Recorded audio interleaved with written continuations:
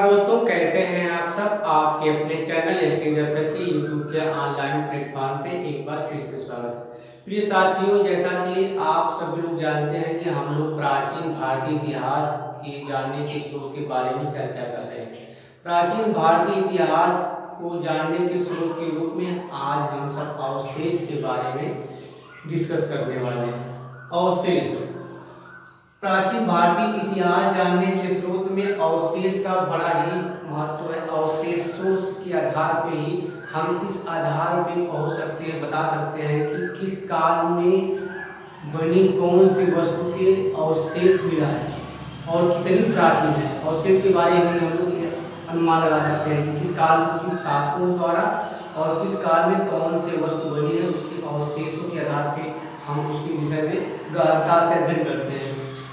अवशेष हथनौरा, होशंगाबाद, मध्य प्रदेश। हथनौरा से हाथियों का जीवाश्म या अवशेष मिला हुआ। होमो इरेक्टस, मानव के खोपड़ी का अवशेष मिला है, जिसे हम नर्मदा वन कहते हैं। नर्मदा वन किसे कहते हैं? होमो इरेक्टस, मानव की खोपड़ी को। यह भारत में सबसे प्राचीन पाया जाने वाला मानव अवशेष है। यदि आपको क्वेश्चन पूछा जाए कि भारत में सबसे प्राचीन मानव पाया जाने वाला अवशेष है, हड़प्पा और मोहनजोदड़ो की खुदाई से 5 सहस्त्र वर्ष पुरानी सैंधव सभ्यता का पता चलता है। अन्य खुदाई के प्रमुख स्थल जैसे तक्षशिला हो गया, मथुरा हो गया, सारनाथ हो गया, पाटलिपुत्र हो गया और राजगिरी आदि हो गया। प्रयाग विश्वविद्यालय के तत्वाधान में कौशाम्बी में व्यापक उत्खनन कराया गया और कौशाम्बी से उदयन का राजप्रसाद एवं घोषिताराम नामक विहार मिला है। क्या मिला है? उदय, जो कौशाम्बी का शासक था उदयन, उसके द्वारा राजप्रसाद एवं घोषिता नामक बौद्ध विहार मिला है। अवशेष से ही पता चलता है कि लोहे का आविष्कार कब हुआ था। देखिए, एक स्थान है अतरंजी खेड़ा आदि की खुदाइयों से हमें यह पता चलता है कि लोहे का आविष्कार लगभग ईसा 1000 ईसा पूर्व के आसपास हो गया। दक्षिण भारत के कई स्थानों से भी खुदाई की गई।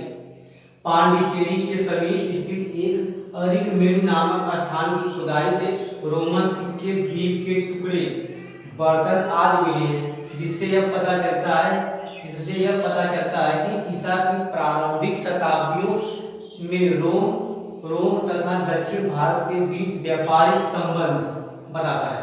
इससे पता चलता है सिक्के से। पांडिचेरी के समीप जो अरिकमेरु नामक एक स्थान है, वहां से खुदाई की गई तो रोमन सिक्के, द्वीप के टुकड़े और बर्तन मिले, जिसके आधार पे इस पता चलता है कि अरिकमेरु से क्या थे? रोम के व्यापारिक संबंध थे। दक्षिण भारत के प्रमुख ऐतिहासिक स्थल में चित्तरदुर्ग हो गया, तालकर हो गया, फिर हेरपीड हो गया, ब्रह्मगिरी और मास्की। स्रोत को हम दो भागों में बांट दिए, एक धार्मिक साहित्य और दूसरा क्या है? धार्मिक साहित्य।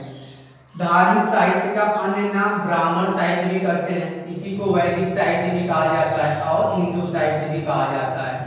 धर्मेंद्र साहित्य का अन्य नाम लौकिक साहित्य भी कहा जाता है, ऐतिहासिक साहित्य भी कहा जाता है। चलते हैं वैदिक साहित्य के बारे में हम चर्चा करते हैं। वैदिक साहित्य में ब्रह्मचर्य, गृहस्थ, वानप्रस्थ और संन्यास का कंसेप्ट दिया गया है। ज्ञान के भंडार की व्याख्या किसमें किया गया है? वेदों में किया गया है। वेदों के कर्मकांड की व्याख्या किस ग्रंथ में किया गया है? ब्राह्मण ग्रंथ में किया गया है। वेदों के रहस्य की व्याख्या किसमें की गई? आर्य ग्रंथ में किया गया है। वेदों के दर्शन की व्याख्या किसमें किया गया है? उपनिषद में। हमें उम्मीद है कि ये कंसेप्ट आपको अवश्य समझ में आ गया है।